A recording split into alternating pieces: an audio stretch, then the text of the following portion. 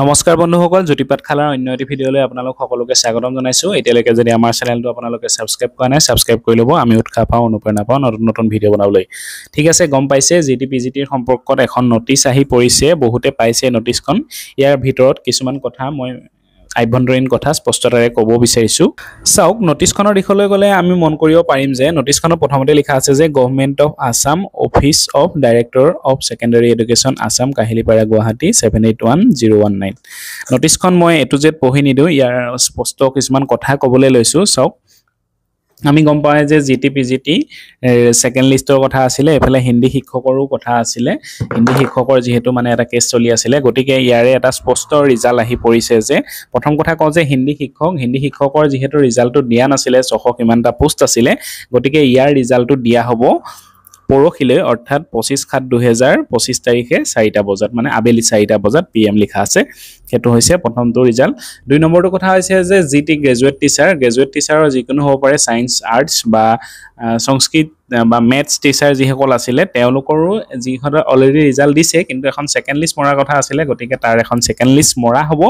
আৰু second list মৰাৰ পিছত তেওঁলোকৰ এক চূড়ান্ত ৰিজাল্ট আহিব। আৰু মানে যিসকলৰ মাৰ্ক একদম কমিছিলে, 1 কমিছিলে, 2 কমিছিলে বা মেক্সিমাম 3 কমিছিলে, তেনেকুৱা ছাত্ৰ ছাত্ৰীসকলৰ বা কিছুমানৰ বেলেগ কাষ্ট চইচ বেলেগো যাব পাৰে, তেওঁলোকৰো ৰিজাল্ট আহিব। যে অকণমান 1-2 নম্বৰৰ কাৰণে যিসকল ছাত্ৰ ছাত্ৰী থাকি গৈছিলে, তেওঁলোকৰ মেধাসম্পন্ন ছাত্ৰ ছাত্ৰীসকলৰ এটা ৰিজাল্ট আহিব।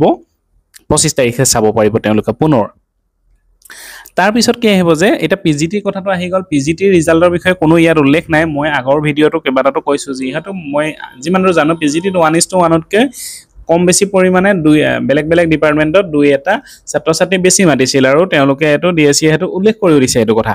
গতিকে PGT হয়তো যদি খুব প্ৰথম কথা পোষ্ট কম আছিলে, 2 নম্বৰ কথা ৰিজেক্টটো খুব কম হৈছিলে 100+ মান মানুহ ৰিজেক্ট হৈছে, গতিকে সেই ডিপাৰ্টমেণ্ট ৱাইজ বেলেগ আছিলে। গতিকে যিসকল ছাত্ৰ ছাত্ৰী ৰিজেক্টটো হৈছে, হয়তো যিসকল 1:1কৈ মাতিছে, তেনে ছাত্ৰ ছাত্ৰীসকল তাত সোমাই মেলি মানে ফুলফিল হৈ গৈছে। গতিকে তেওঁলোকৰ আকৌ মানে PGTৰ ক্ষেত্ৰত ছেকেণ্ড লিষ্ট এখন মৰা মানে দিশ আহি পৰা নাই বা প্ৰযোজ্যতা আহি পৰা নাই। গতিকে সেইখিনিকে ক'ব বিচাৰিলোঁ যে PGTৰ হয়তো লিষ্ট নামাৰিব, কাৰণ মৰা হ'লে PGTৰ ৰিজাল্টটো যিহেতু বহুত আগতে দিলে, GTতকৈ 1 মাহৰ আগত দিলে, হয়তো আগত মাৰিলেহেঁতেন বা এতিয়ালৈকে একেলগে মাৰিলেহেঁতেন। গতিকে PGTৰ ৰিজাল্টৰ কথা ইয়াত নাহে।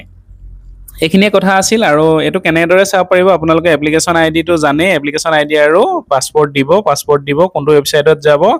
https://madhyamik.assam.gov.in সেইটো ৱেবছাইটত গৈ চাব পাৰিব। আৰু যদি কিবা টেকনিকেল ইছ্যু থাকিলে এটা নম্বৰ দি দিছে, দেখিছে, মই নম্বৰটো গাই দিছোঁ 08042303631। সেইটো নম্বৰত যোগাযোগ কৰিব পাৰিব। আৰু ডকুমেণ্ট ভেৰিফিকেশ্যন হ'ব আপোনালোকৰ 7 তাৰিখে।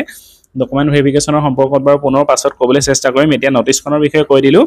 গতিকে যিসকলৰ ৰিজাল্ট দিব, তেওঁলোকক কংগ্ৰেচুলেশ্যন থাকিলে, শুভকামনা থাকিলে যাতে তেওঁলোকৰ ৰিজাল্টটো পজিটিভ আহক, যোগাত্মক আহক। সেইখিনিকে ক'লোঁ বন্ধুসকল। ভিডিঅ'টো ইমানতে সামৰণি মাৰিছোঁ। ধন্যবাদ। জয় আই অসম।